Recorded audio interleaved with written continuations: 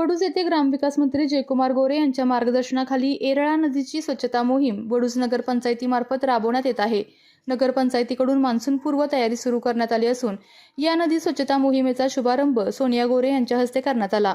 भविष्यात येरळा नदीची स्वच्छता राहावी यासाठी नगरपंचायतीकडून उपाययोजना करण्यात येणार असून कचरा व निर्माल्य नदीत न टाकता कचरा व्यवस्थापन करावे असे आवाहन सोनिया गोरे यांनी केले असून जनतेला चांगल्या सवयी लावण्यासाठी वेळप्रसंगी पोलीस प्रशासनाचे देखील सहकार्य घेऊ अशी प्रतिक्रिया सोनिया गोरे यांनी दिली आहे. यावेळी वडूजच्या नगराध्यक्षा रेखा माळी तसेच सर्व नगरसेवक, पोलीस प्रशासन तसेच ग्रामस्थ उपस्थित होते.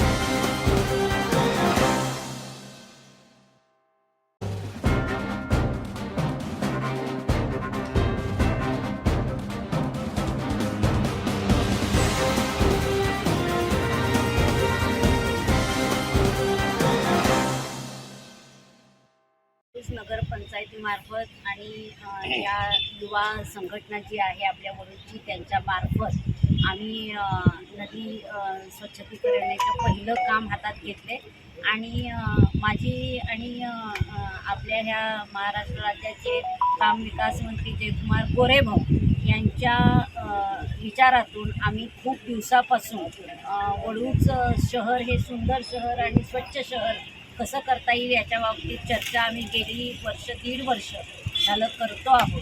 आमच्याकडं जेव्हापासून या वडूज नगरीची सत्ता आली तेव्हापासून आम्ही वडूज नगरी चांगली करण्याच्या मागे खूप लागून नियोजित अशा पहिल्या प्राथमिक चर्चा करून आत्तापर्यंत आम्ही आता इथं अगदी आज सुरुवात करतो आहे आणि एवढी चांगली सुरुवात होणार आहे. त्यात यांचा आदित्य पंडितचा आणि त्याच्या सर्व मित्रमंडळांचा आम्हाला खूप चांगला उपयोग आम्ही करून घेण्याचा प्रयत्न करणार आहे.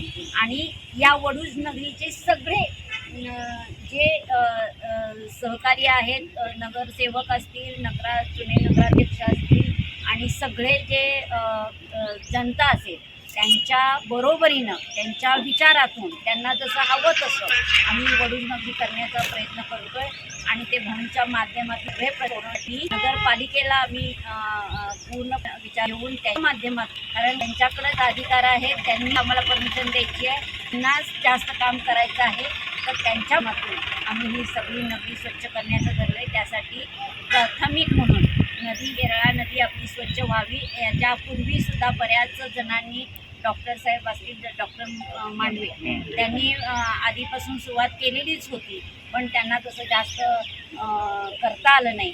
पण आम्ही आता इतकी सगळी संघटना ही आम्ही एकत्रित करून काम करेल त्यावेळेला याला यश भरपूर मोठ्या प्रमाणात येणार आहे आणि सगळी जनता तर सहकार्य करेलच.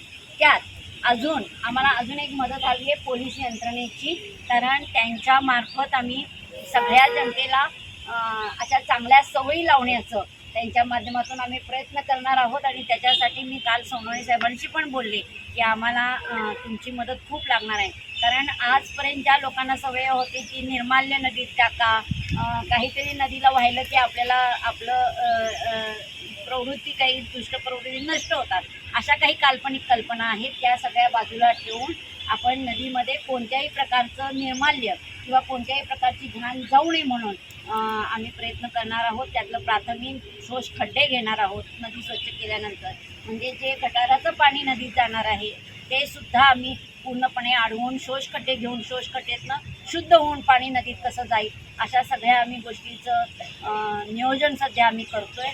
आणि त्याच्या पलीकडे जाऊन हा इथं घाट, जो पूर्वीचा घाट होता तो घाट पूर्ववत असा घाट तयार करून सुशोभित करून, गार्डन करून, त्याला सुंदर लायटिंग करून असं एक चांगल्या प्रकारचं आम्ही वडूज नगरीला एक शोभा देणार असं चांगलं काम आम्ही हाती घेतले आणि त्याच्यासाठी आजची सुरुवात आहे. आणि ही कल्पना मी बरेच दिवसापासून राबवण्याचा प्रयत्न करते भाऊंच्या माध्यमातून मागं लागून, आणि त्याच्यासाठी हे सगळे मदत करतात. याच्यासाठी सगळ्यांना धन्यवाद. आजची सुरुवात चांगली होऊ, की आपण ज्योतिबाच्या मंदिरात सिद्धनाथाच्या कृपेनं सगळं काही पार पडावं अशी मी त्यांच्या चरणी प्रार्थना करून आजची सुरुवात करतो. धन्यवाद. जय हिंद, जय महाराष्ट्र. जय. आपल्या तालुक्यातील जिल्ह्यातील बातम्या सर्वप्रथम पाहण्यासाठी आजच सातारा न्यूजला YouTube चॅनलवर सबस्क्राईब करा, लाईक करा, शेअर करा आणि बेल आयकॉन प्रेस करायला विसरू नका.